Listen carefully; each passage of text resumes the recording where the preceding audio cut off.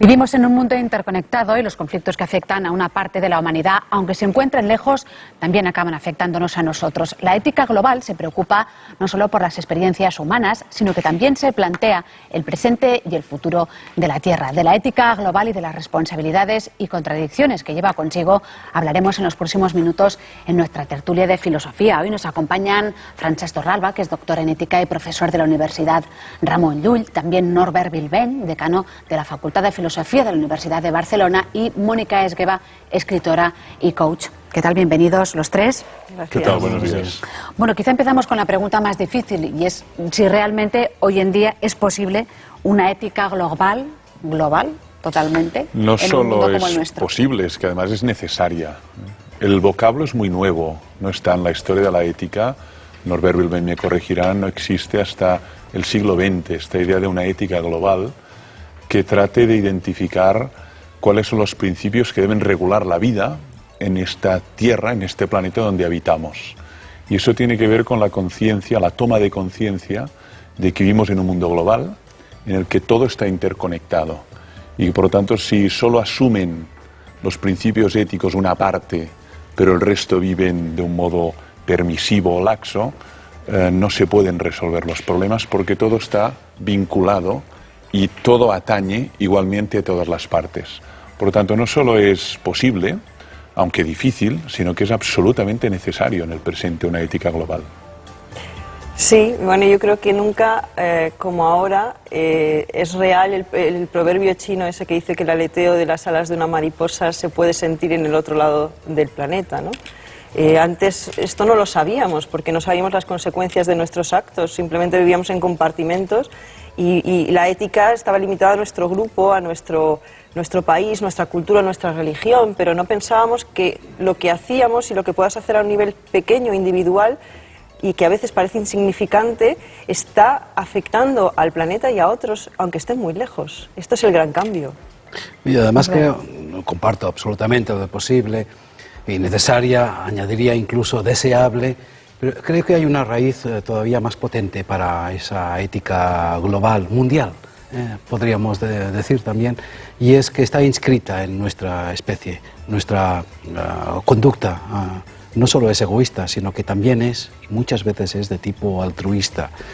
Hay unas pautas biológicas, neurológicas, fisiológicas en nuestro comportamiento humano que pertenece a una sola especie. Somos una sola especie. Hubo un tiempo en que existían varias especies Homo, ahora somos una especie humana solo, en un solo planeta, compartiendo unos mismos problemas de fondo y con unas estructuras biológicas, neurológicas que permiten y que han atestiguado ya, de paso, en siglos anteriores, un comportamiento común. Es decir, hay elementos naturales de sociabilidad, de altruismo, de intercambio en nuestra especie que permiten sostener la idea de que esta ética global es inherente al ser humano. Que quizá también es inherente, que también se ha comentado en otras ocasiones, es que el hombre es un gran depredador, y también existe esa cita de Homo lupus homini, ¿no? Que el hombre es su principal enemigo. Entonces uno o se decanta por una cosa o se decanta por otra, a pesar de lo que se diga, ¿no? Pero si fuera ciertamente un gran depredador, que lo es, por desgracia, en muchas ocasiones, ya no existiría esta especie. Nuestra especie se habría acabado hace miles de años. Precisamente porque lo que domina es la sociabilidad, es la coexistencia, que busca el convivir, cubrir unas pautas elementales mínimas para en fin, poder habitar este planeta y sostenerse. Precisamente por eso la humanidad se ha multiplicado reiteradamente. Y la cuestión es identificar esos mínimos comunes. Es decir, hay múltiples formas de vivir humanamente y en los distintos territorios del planeta se observan formas, costumbres, hábitos muy distintos. Entonces, claro, una ética global no puede precisar las costumbres que en todos los lugares deben ser vividas, porque esto también es riqueza. Sin embargo, tiene que haber unos mínimos pactados, ¿no? Porque si esos mínimos fallan, el barco, el gran transatlántico que circula por el espacio, simplemente perece. Pensemos, por ejemplo, en el ámbito medioambiental. Eso se ve de un modo muy claro, ¿no? Si solo toman medidas de control respecto pues, a la contaminación y a la intoxicación unos determinados países, pero el resto sigue su lógica precisamente depredadora y contaminante, no puede. Porque los efectos son globales, afectan a todos los países, también a esos que no han generado ningún tipo de elementos tóxicos. Por lo tanto, tiene que haber unas medidas comunes que sean aplicadas globalmente para que el transatlántico pueda seguir su marcha. Es que además yo creo que has dado con una clave muy importante y es lo que está pasando con la crisis climática, ¿no? El primer ministro Gordon Brown británico, él decía justamente que la crisis climática es lo que nos hace ciudadanos globales, porque todos estamos en lo mismo. Y Al Gore, cuando recibía el premio Nobel, él hablaba que la crisis climática, el cambio climático, no era realmente al final un asunto político, sino algo moral, espiritual para todos los que habitamos la Tierra, porque eso es lo que nos va a permitir una evolución de conciencia. El darnos cuenta de que todos representamos un papel importante, aunque parezcamos insignificantes, pero en el todo importan nuestras acciones. Nuestras acciones pequeñas, individuales, tienen efecto a nivel global. Y yo creo que este es el gran cambio. La motivación es básica ahí, por eso decía antes, no solo posible y necesaria, sino también deseable. La motivación es fundamental. Vivimos en una cultura de la excusa. No tenemos suficiente motivación para hacer aquello que responsablemente deberíamos hacer. Y vivimos en la excusa. Como los otros lo hacen, yo también, o porque no lo hacen, yo tampoco lo hago. Siempre descargando el peso de la responsabilidad en los demás, en las instituciones, la sociedad, en mi estado de salud, falta de dinero, lo que sea, ¿no? Ese descargo es lo que desmotiva para asumir compromisos absolutamente necesarios para poder coexistir con decencia. Lo que ocurre es que los grandes problemas de la humanidad chocan con esta idea de ética global si uno intenta ser un poco coherente. Sin ir más lejos, la pobreza. 1/3 de la población la sufre. ¿Ese es el gran conflicto de la ética global? Es uno de los grandes temas, cómo no, la distribución justa de los recursos que hay en el planeta, que observamos, lo repiten las grandes organizaciones, la FAO, las organizaciones no gubernamentales que operan en los países en vías de desarrollo. ¿Qué observamos? Pues que hay un desequilibrio, un desajuste terrible entre el norte y el sur respecto a lo que es la distribución de las riquezas naturales. ¿Qué exige una ética planetaria? Pues obviamente exige unos mínimos para poder subsistir humanamente para todo ser, para toda persona. Eso no lo tenemos garantizado, ni mucho menos, pero esto es clave. Además observamos que cuando esos mínimos no están, no solo daña profundamente esas vidas, sino que tiene efectos también en los países del norte, los flujos migratorios y en ocasiones también situaciones de conflicto, situaciones de guerra. Por lo tanto, de lo que no cabe duda es que si no hay una ética global, hay mucha inestabilidad, además de sufrimiento de miles de inocentes en el planeta, ¿no? El obstáculo de la falta de diálogo. Apelamos muchas veces al diálogo, lo encumbramos, nos lo creemos, pero difícilmente en determinadas ocasiones de crisis internacional, temas económicos, de desigualdad, conflictos interétnicos, aunque se apela al diálogo, no se cumple, no hay voluntad de dialogar. Cuando se empieza a dialogar se echan los trastos a la cabeza con estereotipos, con prejuicios, hablando del otro, pero en realidad haciéndolo de su cultura en lugar de él mismo o de ella misma. Quiero decir que para mí la principal dificultad es el mantener el diálogo. No la defensa del diálogo, sino mantener el diálogo. Lo que nos cuesta mantener el diálogo para salir al paso de desafíos como este de la desigualdad. Es que yo creo que el diálogo, un diálogo realmente rico, es cuando te sabes poner en los zapatos del otro.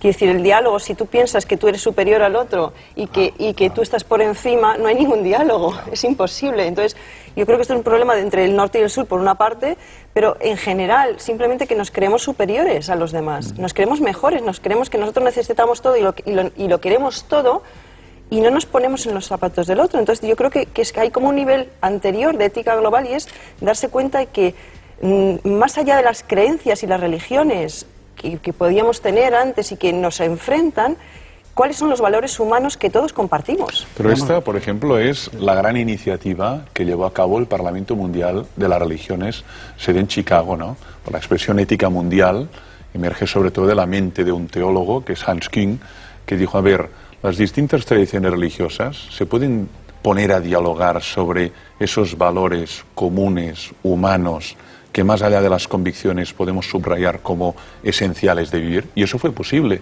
Se elaboró una declaración, la conocida Declaración de la Dignidad Humana de la Ética Mundial, ¿no?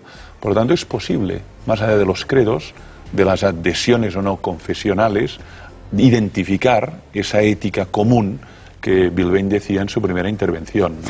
La falta de diálogo, para mí lo más preocupante es la falta de diálogo, es decir, como algo tan sencillo, tan humano, incluso que da placer, el placer de la conversación, del ponerse de acuerdo, del contrastar, cómo eso nos está resultando, incluso a personas, yo me excluyo, pero formadas, con una instrucción supuestamente civilizadas, cómo nos cuesta tanto entrar en diálogo, y cuando lo hacemos, cómo nos sigue costando tanto el mantenerlo con respeto a la figura del otro. Algo tan sencillo, tan humano y todavía tan inaccesible. Una cosa es lo que se dice y otra cosa es lo que se hace. Y en el caso de lo que comentaba Mónica, has viajado mucho, has estado en contacto con muchas otras culturas y ciertamente hay veces que quizá uno no se puede poner en los zapatos del otro sencillamente porque el otro no tiene ni zapatos, no tiene ni nada que ofrecer en ese sentido, ¿no? Sí, pero yo creo que esto te hace ser mucho más en ese sentido global. Te das cuenta que tu idiosincrasia, por ser occidental, por vivir en este país y por una serie de cosas, incluso por ser mujer, cuando vas a otros lugares se pierde. Te das cuenta que en el fondo somos mucho más parecidos de lo que creemos y que esos valores básicos los tiene todo el mundo. Todo el mundo, da igual donde estés. Es realmente, pues el amor lo comparte todo el mundo, la generosidad lo comparte todo el mundo, el altruismo lo comparte todo el mundo. Y da igual de qué país, de qué etnia, y si me llevas hasta en la aldea más perdida de África, esto se comparte. Entonces, al final, ¿qué compartimos como seres humanos? No tanto qué es lo que nos diferencia, siempre nos hemos basado en eso y eso es lo que nos ha hecho enfrentarnos los unos a los otros, pero tendremos que buscar en esa ética global qué compartimos a todos los niveles que pueda ayudarnos a evolucionar como humanidad. Pero pasa siempre por el diálogo. Sí. Y dialogar ya es mostrar el respeto al otro, y mostrarle el respeto al otro ya es mostrar que tú asumes que el otro es otra persona como tú, que no es un mueble, que no es un objeto, es otra persona como tú. Por eso dialogas, y al dialogar ya le estás mostrando un respeto. Cuando no se dialoga es prescindir del otro, ¿no? Una cosa son las personas y otra cosa son los organismos internacionales que las representan, en este caso los gobiernos, que para poder llevar realmente a cabo esa ética global, ¿qué es lo que tendrían que hacer? Y no hacen, porque hablar y dialogan mucho. Sí. Eso sí que es cierto y saben mucho, pero luego... Bueno, primero tomar conciencia de lo que pasa más allá de nuestras fronteras, ¿eh? Muchas veces el diálogo es endogámico, es cerrado, es un diálogo de pactos de intereses, de grupos de interés que quieren conseguir determinados beneficios, pero falta un diálogo con amplitud de miras que se integre al otro. Y que se integre al otro en igualdad de condiciones. Muchas veces falla el diálogo porque no se dan las condiciones de posibilidad. No diálogo con ese porque es una mujer o porque es una persona de una etnia determinada. Por lo tanto, reconocimiento del otro como sujeto capaz de dialogar, como interlocutor válido, que diría Adela Cortina, ¿no? ¿Qué pasa? Pues falta que haya una visión dentro de los propios países de apertura más allá del diálogo de cocina, intranacional o intrarregional, ¿no? Y luego tomarlos conciencia de que los problemas que están muy allá tienen que ver con situaciones de aquí y al revés. Y eso es algo muy nuevo. Y eso es conciencia global. Y eso es lo que todavía está emergiendo, pero no está instalado. Estamos todavía en una conciencia muy tribal, muy cerrada en el propio contexto. Tenemos que ensancharla para que sea global.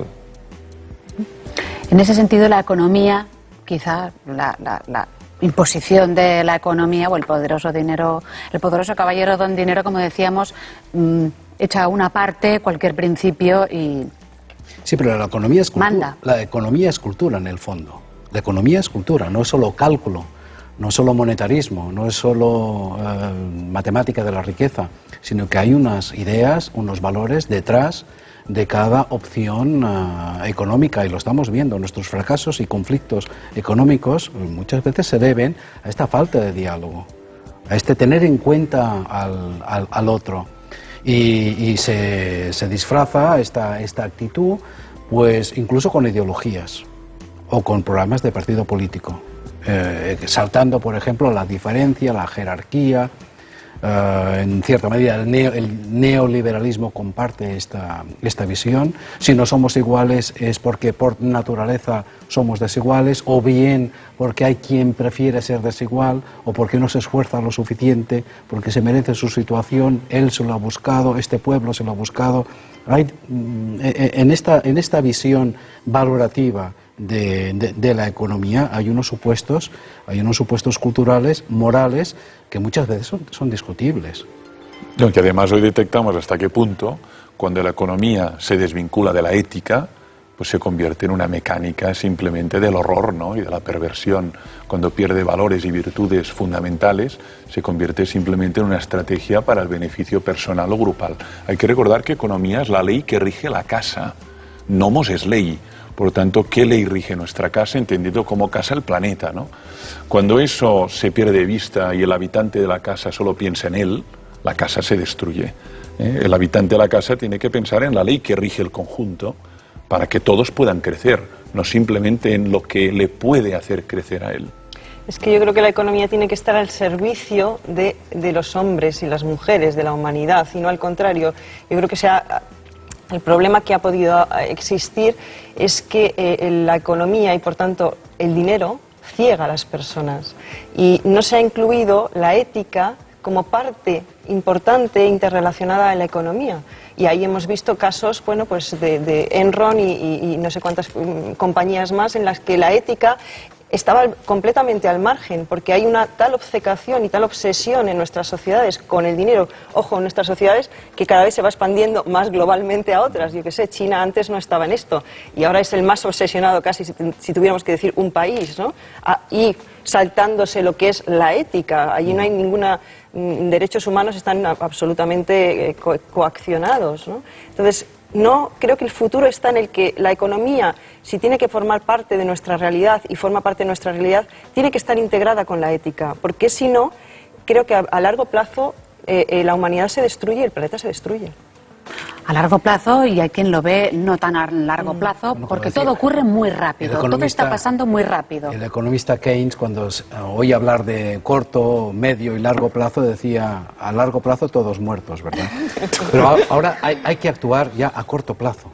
La motivación, el creerse, la corrección, la bondad de determinadas opciones económicas, políticas, sociales, creérselo y practicarlo, ¿no? Ponerlo en práctica. Eso ya es a corto plazo, es para hoy mismo, es decir, es asumir la responsabilidad. Esta es la gran palabra, ¿no? Asumir responsabilidades, incluso como motivación para proceder al diálogo, por lo tanto, respetar al otro, ¿no? Y aquí tiene mucho valor la responsabilidad. Tiene mucho valor pensar a las generaciones venideras también. Es decir, nosotros estamos de paso, lo decía muy bien Bilben subrayando la cita de Keynes, a largo término todos muertos, pero habrá otros seres humanos, otras niñas, otros niños, otros profesionales. ¿Qué mundo les dejamos, ¿no? ¿En qué estado de salud? Por lo tanto, esto de la ética de las generaciones futuras también es un llamamiento al autocontrol, a la prudencia, a la cautela en el uso y manejo de los recursos, en el tipo de economía que está regulando nuestras sociedades, en el tipo de política que estamos articulando, pensando en que no podemos terminar nosotros la historia, tenemos que dejar en condiciones óptimas o cuanto menos buenas, eso que nos han dejado a nosotros. Y eso es pensar en el futuro. Pero es que eso supone un cambio de conciencia tremendo, porque yo creo que esto ya es un salto de conciencia. Normalmente, hasta ahora, hemos estado simplemente mirando lo que a nosotros nos interesa, pero nosotros en el círculo más cerrado, nosotros y nuestra familia. Lo que pudiera pasar fuera de esto nos quedaba demasiado lejos, no nos importaba. Entonces es un cambio de conciencia tan grande pensar que dentro de esta familia es la familia humana, no es mi familia de sangre. Bueno, claro, estamos entrando en esta conciencia planetaria. Cada vez más actuamos en red. Los jóvenes sobre todo lo saben, ¿no? Actuación primero en red, luego conciencia planetaria. Finalmente iremos llegando poco a poco, seguramente con altibajos, pero finalmente sentido de la interacción y del intercambio. Estamos ya en condiciones para, con ese trabajo incluso este ocio, continuados, cotidianos, que nos permiten actuar, sentir, hablar en red, ir aumentando nuestra conciencia planetaria. Al fin y al cabo, nuestro planeta es un planeta pequeño, muy pequeño, aislado, es una isla en el universo. Procedemos todos, no solo de un solo átomo por el Big Bang, sino de una sola célula. Toda la humanidad, como toda la naturaleza, proviene de una sola célula en este planeta, en un momento dado que empezó a multiplicarse. Por lo tanto, vamos recuperando poco a poco, pero yo creo que de una manera intensificada en las últimas décadas, esta conciencia planetaria, conciencia de ser todos uno. Nuestro desafío es a la vez respetar la diversidad. Este es el desafío. Respetar la diversidad. La diversidad cultural se refiere. Sí, y la diversidad natural, ¿no? Ambos tipos de diversidad, que tampoco los podemos mitificar, porque tanto se mitifica la unidad como se mitifica la diversidad. El que por la diversidad dice que nunca vamos a ser iguales y cada país su cultura, cada persona sus creencias, yo creo que mitifica también, ¿no? O sea, ni mitificar lo global, lo mundial, lo unitario, lo compartido, pero tampoco mitificar lo diverso, lo diferente, que nos impediría continuar avanzando hacia lo compartido. Nos queda un último minuto antes de hacer una pausa. Si querían añadir, Francesc y Mónica. Sí, yo creo que la conciencia global que está emergiendo es precisamente encontrar el vínculo entre esta unidad entre todos y a la vez salvaguardar las particularidades de cada una de las realidades. Y yo diría que al final es sentir que cada uno de nosotros somos una célula en el organismo global. Cada uno aporta algo diferente, pero es muy importante que sepamos que formamos parte de un todo. Bueno, pues dejamos aquí esta charla que hemos tenido sobre la ética global. Ahora es momento para